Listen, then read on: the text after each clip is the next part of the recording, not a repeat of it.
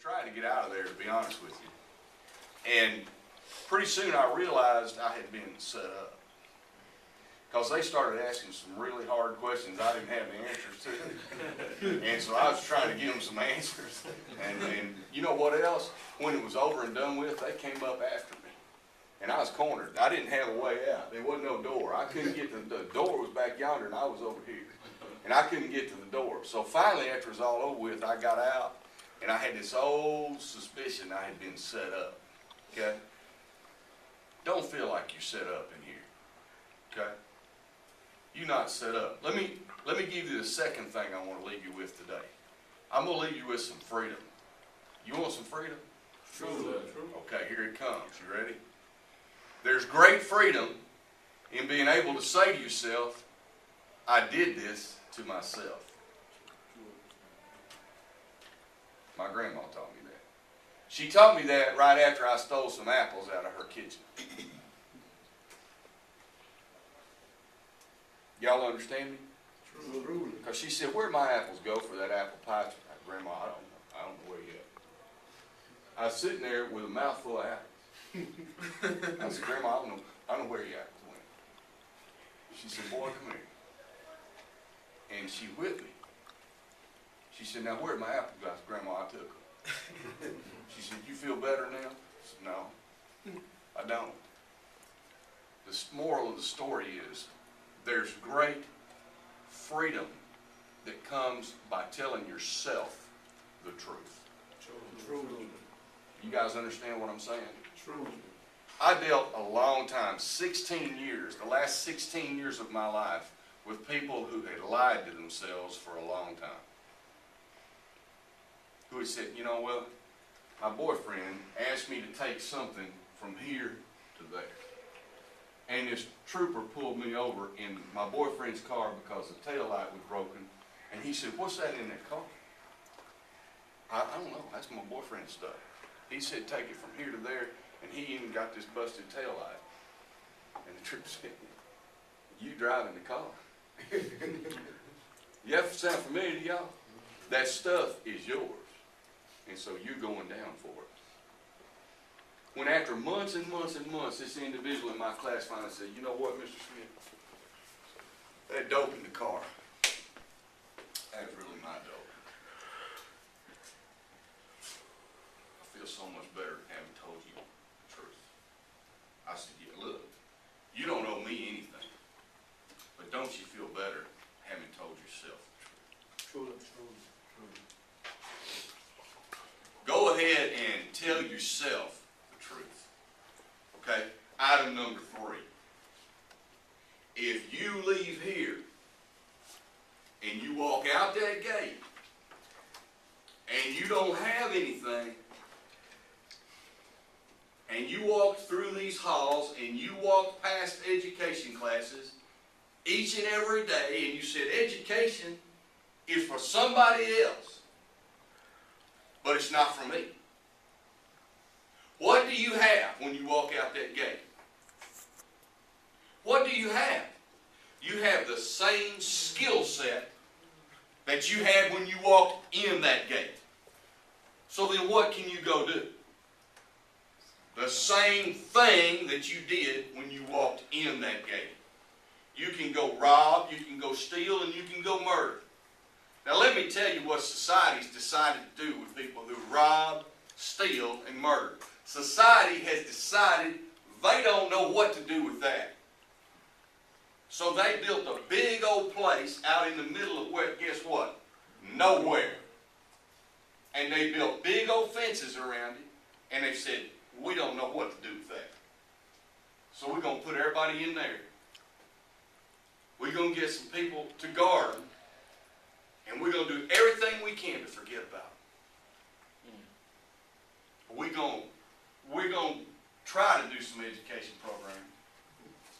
We're going to try to have some vocational programs so we can feel better about it. That's right. I ain't lying to y'all. I've been doing this for 30 years. I'm telling y'all the truth. I didn't come out here on my Saturday to lie to y'all. Truly. I don't have to. That's right. I get paid lots of money not to lie to you. So the smartest thing you can do is to use what the man has decided to do and learn from him. The last part of my tale is this. I lived through Dr. King's assassination. I lived through President Kennedy's assassination. I lived through the 60s when I thought this country was literally going to tear itself apart. And I believe right now, in America, we're in a more volatile situation than we've ever been in my life. But you are in a place where you don't have to live through any of that. You are in a place, in a microcosm, where you can sit quietly and study. You are in a big university setting where they're going to leave you alone. You can study here. You can earn a degree here. You can earn a skill here. You can walk out of here when the day comes with everything that you need. Now you say to me, Mr. Smith, I ain't never walking out of here. Then you can get all of those degrees and you can write your book and it's going to get published. Do you know why? People out there are fascinated with you. Truly. They are fascinated with you. I used to teach a class down in Pine Bluff to people who are getting ready to walk out. It's called what? A pre-release class. Do you know who the most scared people are in prison? There's two kinds. The ones who are first coming in and the ones who are getting ready to get out. Truly. The really most scared people are the ones who are getting ready to get out. Particularly if they've been in prison most of their lives.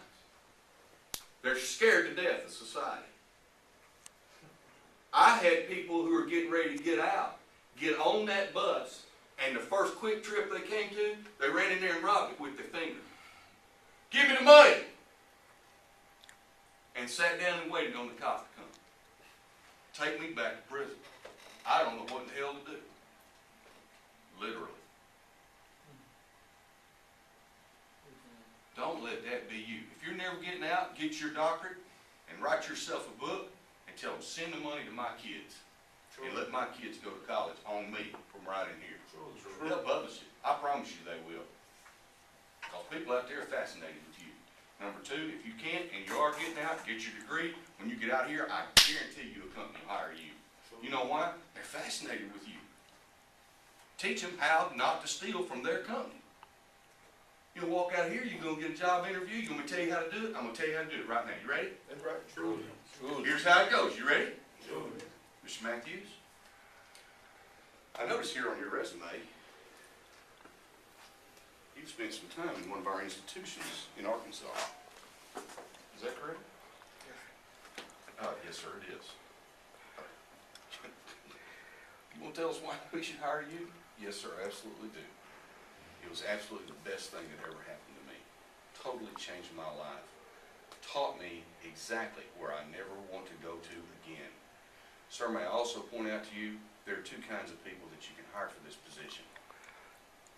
Those out there that still believe they can steal from you, and me, who absolutely knows where he never wants to go back to again. You give me the hardest job in this company at the worst hours of the day, and I will take that position, and you give me a chance to prove you wrong. That's right. Because the clock means nothing to me. Truly. I've had the worst job in the worst place in this state, and time to me is just a number on a piece of material. Truly. Give it to me, sir, and let me fail you. Or you can hire that other person out there who's been stealing all this time and has never been caught. And I appreciate you talking to me, sir. Truly. Am I being honest? I have not lied, have I? No, sir. Have you guys had some terrible hours since you've been in here? Yes, sir. Have you eaten some bad food? Yes, sir. It's not the greatest sleeping environment, is it? And you've gotten up at some bad times and done some bad jobs. Would you be willing to work in that environment for that man? Would you take the worst clock time in his company? True. Would you hope for a promotion after 6 months? Would you steal from him? No. You're done stealing, ain't you? True. You don't want to come back here, do you? No, sir. We've been honest, haven't we? True. When I did that job down in Pine Bluff with those people in that pre-release class, here's what I did. When you get out, Mr. Matthews, before you go for that interview, I want you to call me. Because I'm going to call that employer for you. And I'm going to say to that employer, listen, my client's coming over, he's going to pick up an application from you. My name's Brett Smith, and I'm the workforce coordinator for Southeast Arkansas. My client, Mr. Matthews, is coming by. Will you please make sure that he gets everything that he needs to apply for that job? And after he comes by, we're going to make sure that he turns everything in on time and it's filled out correctly. Then when you get that application, you call me, and I'm going to help you fill it out. You can come by my office, or we'll do it over the phone, okay? Then when you get ready to go back, you call me and let me know who you're going back to, and I'm going to call that person for you. And I'm going to make sure they know you're coming. And after you go turn it in, I'm going to give them a couple of days, and I'm going to call them back, and I'm going to say, did you get Mr. Matthews' application? Was everything filled out correctly? And did you have a satisfactory experience with my client? Then after that, I'm going to call back in a couple of days and I'm going to say, you know when you're going to be offering interviews, because my client, Mr. Matthews, wants to make certain that he's there on time and he does everything correctly. Then after the interview, I want you to call me and tell me how it went. Did you like it? Did you not like it? Was it exciting? Did you have a good time? Then I'm going to call back and say, my client, Mr. Matthews, certainly enjoyed his interview with you, and we certainly hope that he's a good match for your company because he's an excellent person. You know, with my clients who were in prison, and went to get jobs, I had an 84% success rate. That's right. Truly. And we got every kind of job in the world. We got jobs from walking dogs for people who ran the veterinary service, all the way up to one of my clients who got a job at this big video company over there in Conway. I don't know if you guys are familiar with it, but it's a huge video company. And I don't mean they make videos. I'm talking about that. I'm talking about these big blue things, you know, for corporations. So let me close by saying this. When you leave here, it's easy to find Brett Smith. I'm in the phone book and I'm not hiding from anybody. Truly. I also work, if I'm not fired by then, on Main Street in Little Rock, Arkansas. You come find me and I'll go to work for you too. And I'll help you. That's what I'm called in this life to do until I die. Truly. Last but not least, let me give you this Viking proverb. The Vikings had a saying. When they hit a storm, and the Vikings guys came all the way to Arkansas. If you go from here to Oklahoma, you'll pass one of their signs that talks about a Viking room. That's one of their old things they built. It's up here in North Arkansas. They got that far inland before they ran into Indians who kicked their butt and ran them out of there. The Vikings had a proverb about storms. They said, don't curse the wind. Change the angle of your sail. Thank you, guys. Truly.